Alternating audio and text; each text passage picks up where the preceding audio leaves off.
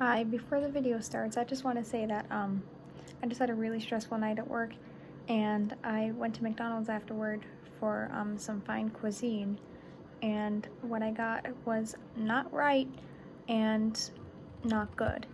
So this is my detoxifying hour. I need to calm down.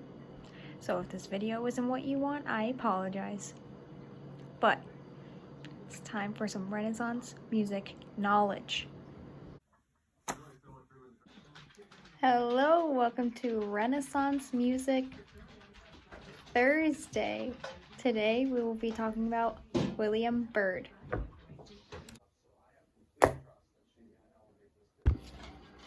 William Byrd, who in my opinion looks like a bird, was an English composer of the Renaissance.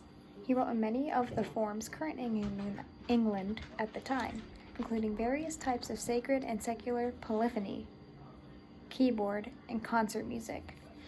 Although he produced sacred music for the Anglican services, sometime during the 1570s, he became a Roman Catholic and wrote Catholic sacred music later in his life. This is my dog Stella, and I love her.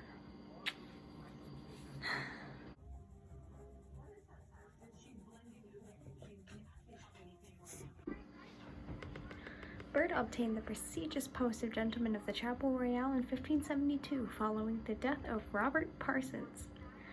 Robert Parsons was a composer, a famous one, who drowned on actually January 25th. So, as a theory class, let's all wish Robert Parsons a happy death day on Friday. But other than that, almost from the outset, Byrd is named as organist, which, however, was not a designated post, but an occupation for any Chapel Royal member capable of filling it.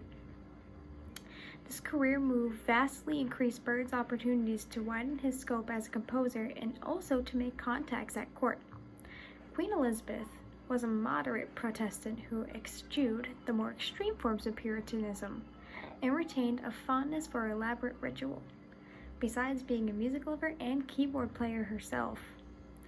Byrd's output of Anglican church music, Anglican is defined in the strictest sense as sacred music designed for performance in church, is surprisingly small, but it stretches the limits of elaboration and regarded as acceptable as some performing Protestants who regarded highly wrought music as a distraction from the Word of God.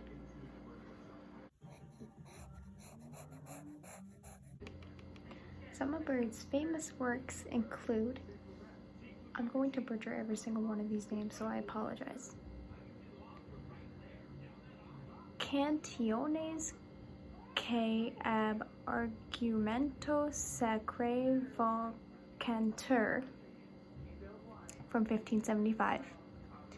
We also have Gradualia Secantionum Secorum Liber Secundus II in 1607. We also have Psalms, Sonnets, and Songs of Sadness and Piety in 1588. And we have Tires or Lamentations of a Sorrowful Soul in 1614. Some of his most famous, but not all of his works.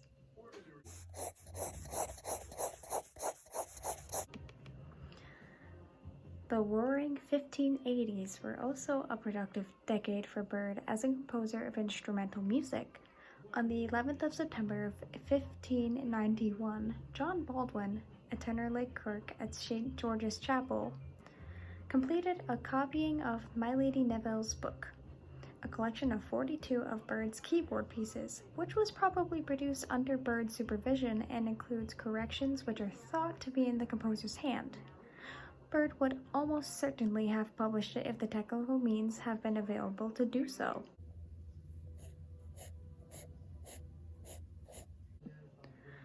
Byrd's output of about 470 compositions implied justifies his reputation as one of the great masters of European Renaissance music. His greatest achievement as a composer was his ability to transform so many of the main musical forms of his day and stamp them with his own identity.